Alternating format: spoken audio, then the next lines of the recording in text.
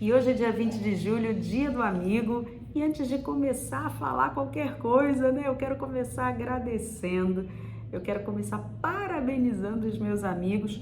Quero que vocês saibam que eu amo vocês, tá? Vocês fazem toda a diferença na minha vida e são muito significativos para mim, tá bom? E hoje eu quero trazer um assunto que, em homenagem aí ao Dia do Amigo, vem pra gente pensar um pouquinho, tá? Bom, eu tive a oportunidade de assistir uma palestra, né? Um vídeo na internet muito interessante que fala sobre o maior estudo sobre a felicidade humana, né? Então, fizeram a seguinte pergunta: o que realmente mantém as pessoas felizes e saudáveis ao longo da vida? O que é realmente importante para que a gente possa considerar que a vida da gente é feliz e satisfatória? Será que é dinheiro? Poder? Será que são carrões, né? Casas, mansões? Será que são as compras? Será que a fama? Enfim, o que será que realmente traz felicidade, né?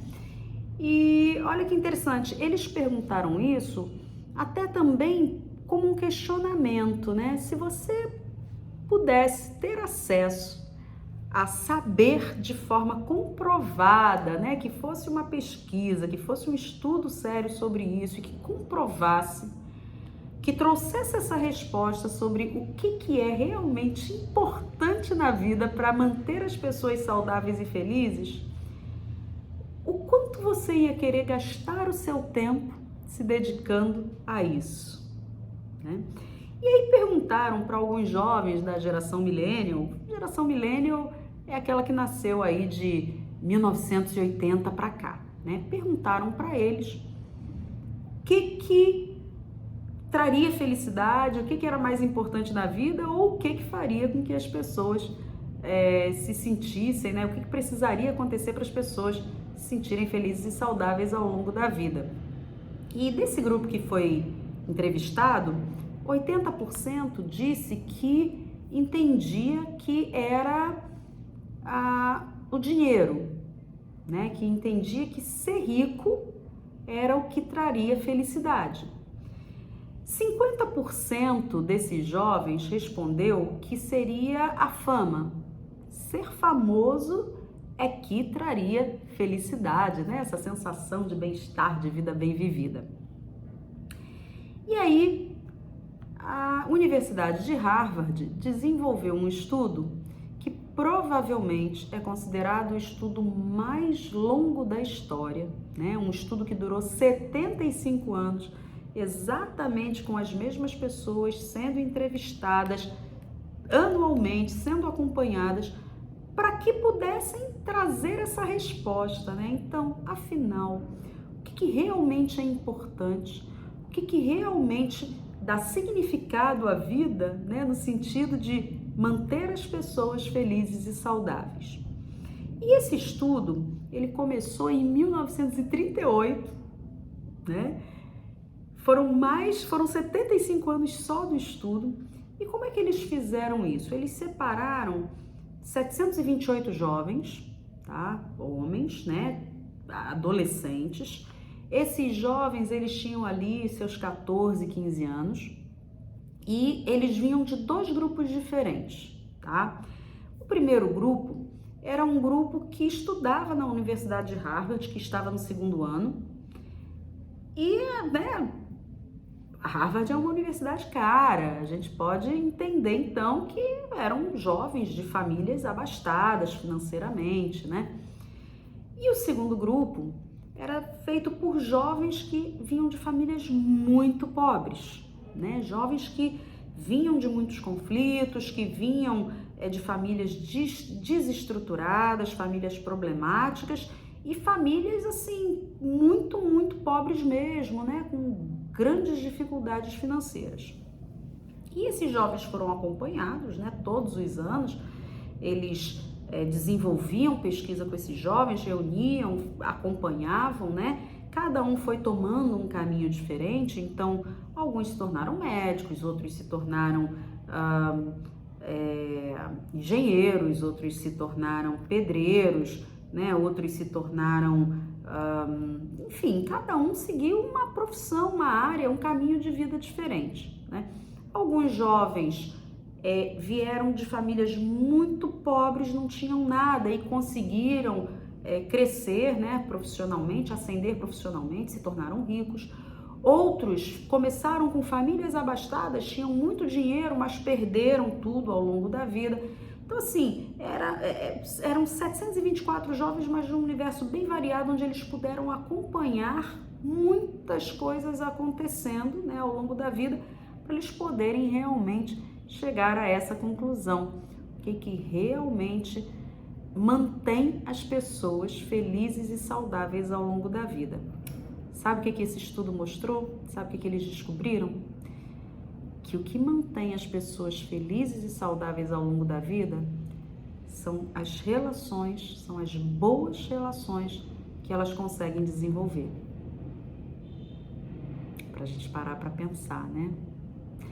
Quando perguntaram para esses jovens lá, esses 724 jovens, quando eles eram adolescentes e começaram o estudo, eles também achavam que seria dinheiro, que seria riqueza, poder, né? Que eles também achavam isso.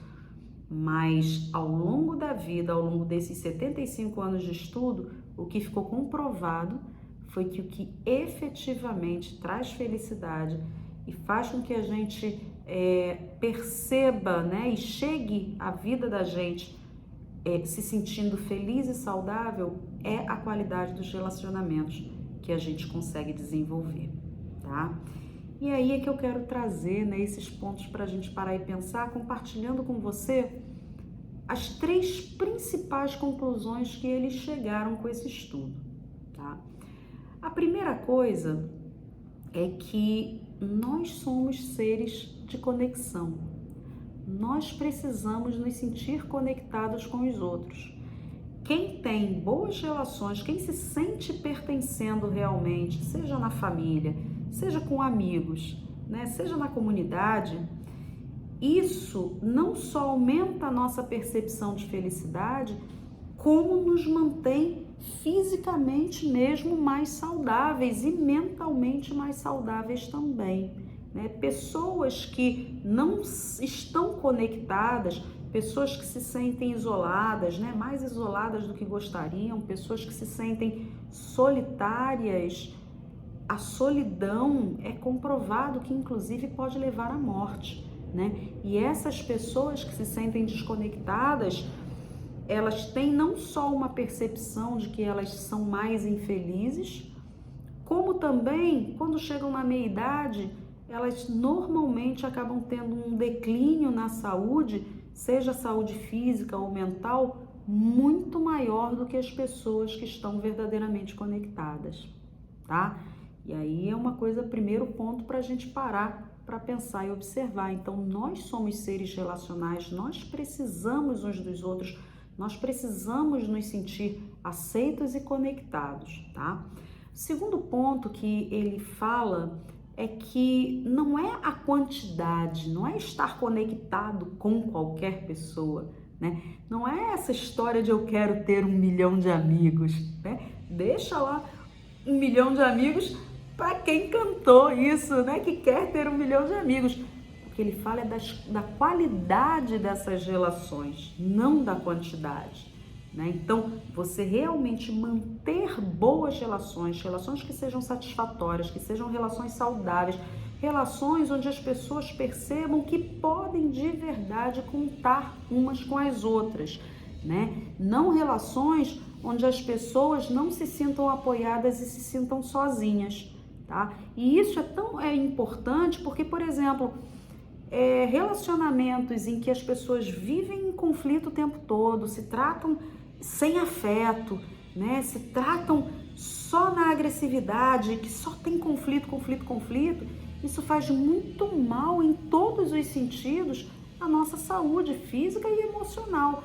É preferível estar divorciado, é preferível se separar do que você manter uma relação que seja só de conflito, que não tenha afeto nenhum, porque isso faz muito mal à saúde, tá? Então, a importância não é de qualquer tipo de relação.